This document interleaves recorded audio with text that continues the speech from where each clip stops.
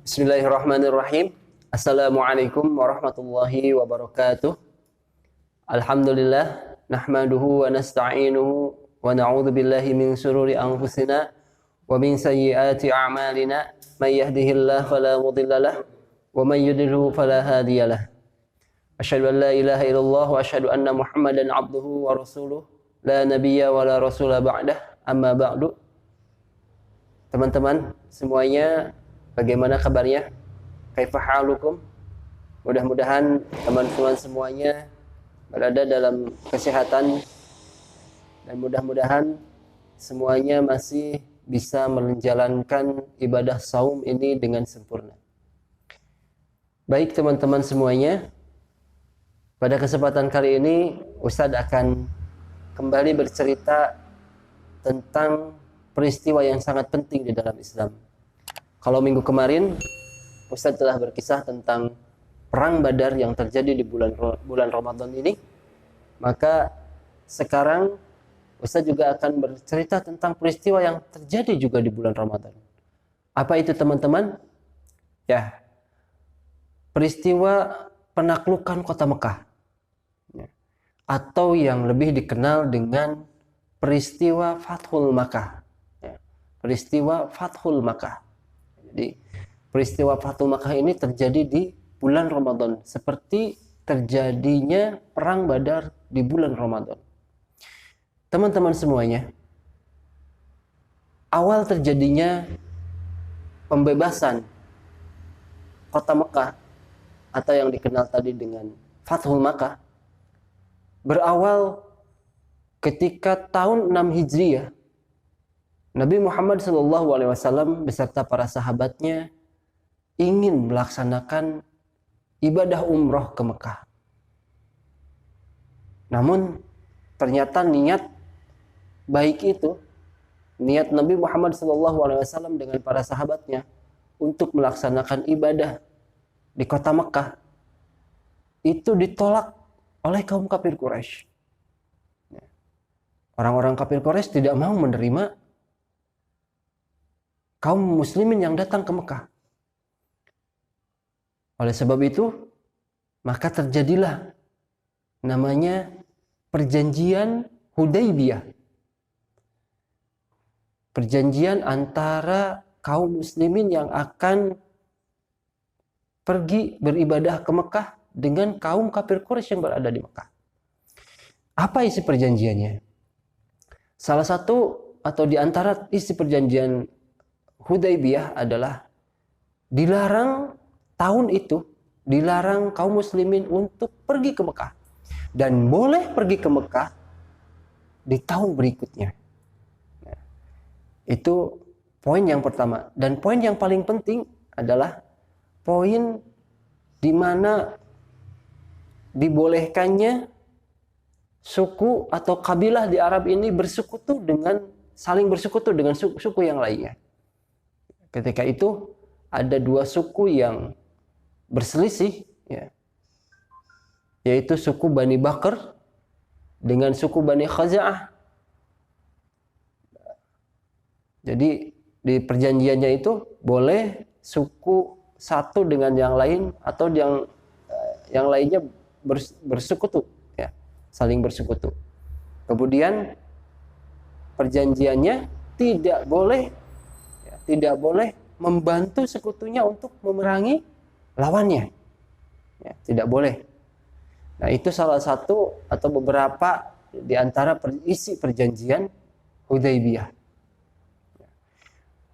Maka setelah ada perjanjian itu, kembalilah kaum muslimin tadi, Rasulullah dengan para sahabatnya kembali ke Madinah.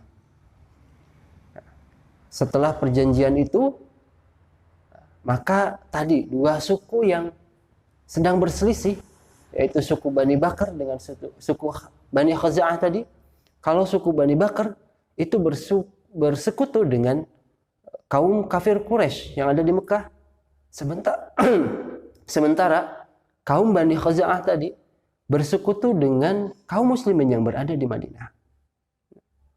Singkat cerita, setelah perjanjian itu, suku Bani Bakar ternyata melanggar perjanjian, menyerang kaum suku dari Bani Khaza'ah tadi, dan dibantu dengan sekutunya tadi, kaum kafir Quraisy. Jadi kaum Bani Bakar menyerang lawannya tadi dan dibantu oleh sekutunya, yaitu kaum kafir Quraisy. Dan ini adalah sebuah pelanggaran perjanjian, sebuah pengkhianatan perjanjian yang dilakukan oleh kaum kafir Quraisy, yang waktu itu di ketuanya atau gembongnya itu waktu itu adalah Abu Sufyan, karena Abu Jahal telah mati di perang Badar waktu itu, tinggal Abu Sufyan. Nah, dengan adanya pengkhianatan tadi, Abu Sufyan merasa bersalah dan ingin memperbaiki perjanjian itu. Maka pergilah Abu Sufyan ke Madinah, ingin menemui Nabi untuk memperbaiki perjanjian Hudaybiyah tadi. Tapi apa yang terjadi, teman-teman? Rasulullah SAW menolaknya. Para sahabat juga semuanya menolaknya. Tidak ada yang menerima Abu Sufyan. Maka Abu Sufyan pun kembali dengan tangan hampa, tidak mendapatkan hasil apa-apa. Kemudian setelah itu Rasulullah SAW setelah peristiwa pengkhianatan tadi, pelanggaran terhadap perjanjian Hudaybiyah tadi, maka Rasulullah SAW mempersiapkan sebuah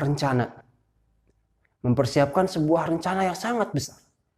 Tetapi rencana ini belum diberitahukan kepada para sahabatnya.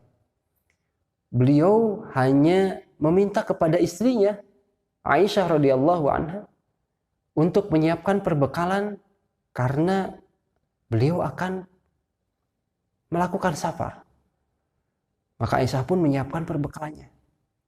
Dan setelah semuanya siap, Aisyah sendiri tidak dikasih tahu rencananya mau kemana, mau apa. Hanya disuruh untuk menyiapkan perbekalan saja. Dan setelah siap tadi perbekalannya, maka Rasulullah SAW pun memanggil para sahabat, mengumpulkan para sahabat, dan menyuruh untuk menyiapkan perbekalan. Dan para sahabat pun menyiapkan perbekalan sesuai dengan apa yang diperintahkan oleh baginda Rasulullah SAW. Setelah semuanya siap, maka rombongan pun, singkat cerita, rombongan pun berangkat, pergi, dengan pimpinan Rasulullah SAW. Ketika itu terkumpul para sahabat yang berangkat beserta Nabi, rombongannya itu berjumlah 10.000 sahabat. Jumlah yang sangat besar waktu itu. Mengerahkan semua para sahabat yang ada di Madinah. Kemudian Rasulullah SAW pun setelah berangkat kemudian memberitahukan kepada para sahabat bahwa perjalanan sekarang, perjalanan yang akan ada ini adalah perjalanan untuk menaklukkan kota Mekah. Untuk menaklukkan kota Mekah, kota yang dicintai oleh Rasulullah SAW. Nah, setelah diberitahu seperti itu, ternyata teman-teman, ada seorang sahabat yang ingin membocorkan rencana tersebut kepada kaum kafir Quraisy. Maka sahabat tersebut pun menulis surat, kemudian dititipkan kepada seorang wanita. Menuliskan surat, memberitahu keluarganya yang ada di Makkah. Dan hal ini diketahui atau datang wahyu kepada Nabi Muhammad SAW dari Allah Subhanahu Wa Taala, memberitahukan bahwa ada kebocoran rencana ini. Maka Rasulullah SAW memerintahkan para sahabatnya untuk mengejar wanita tersebut yang membawa pesan dari sahabat ini. Kemudian diambillah surat itu, sampai ketemu wanita tadi, kemudian diambil surat ini.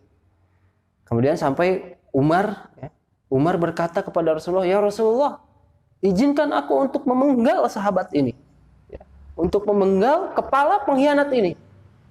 Tapi apa jawaban Rasulullah SAW?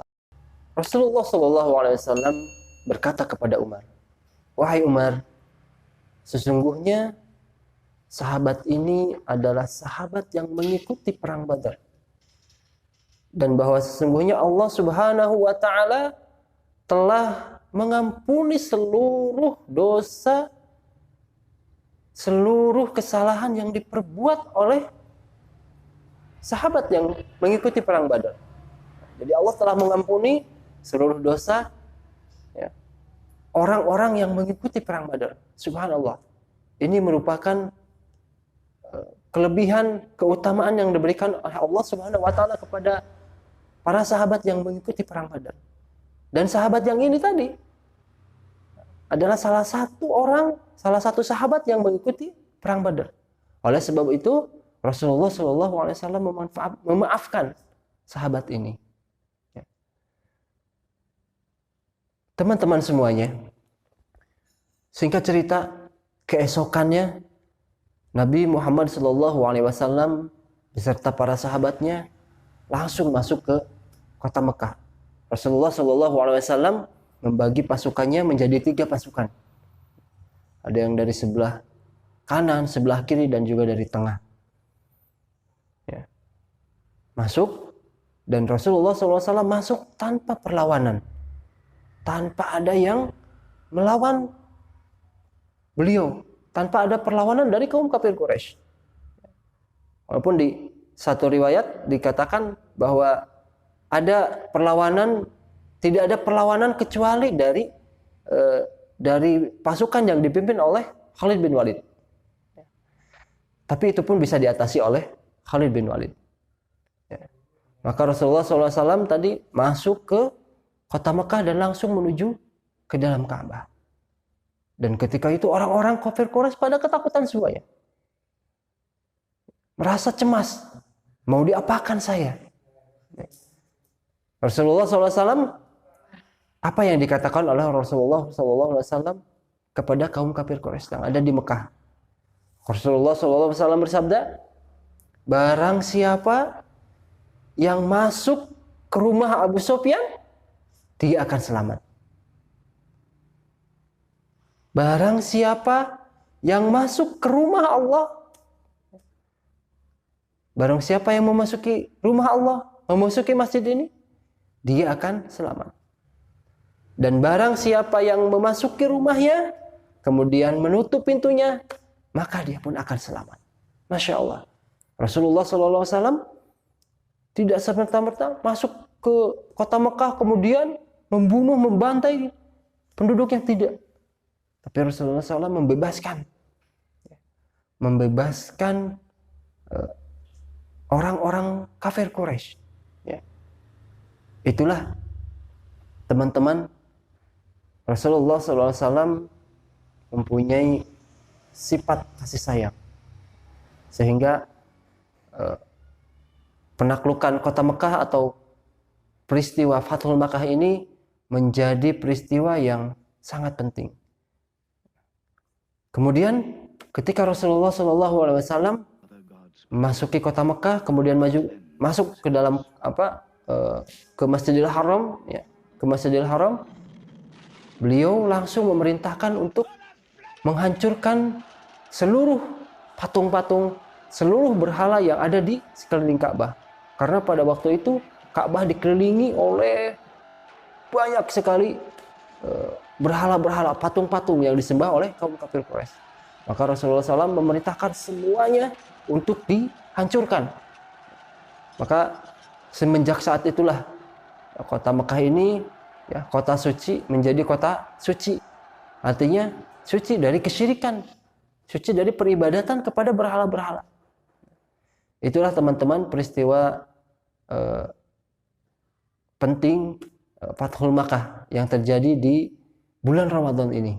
Ya, selain kemarin, ya, ada peristiwa perang Badar yang sama terjadi di bulan Ramadan, dan ini pun peristiwa Fathul Makkah terjadi di bulan Ramadan. Ada beberapa faedah yang bisa kita ambil, salah satunya tadi sifat pemaaf Rasulullah Shallallahu Alaihi Wasallam kepada musuhnya.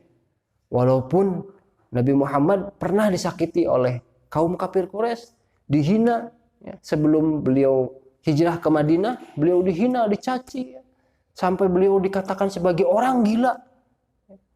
Belum lagi penindasan kepada para sahabatnya. Tetapi ketika Fathul Makkah, ketika penaklukan kota Makkah ini, beliau tidak menyimpan dendam. Beliau memaafkan kaum kafir Quraisy. Ya. Itulah salah satu sifat yang bisa kita contoh dari Nabi Muhammad SAW. Baik teman-teman, mungkin itu saja yang Ustaz sampaikan.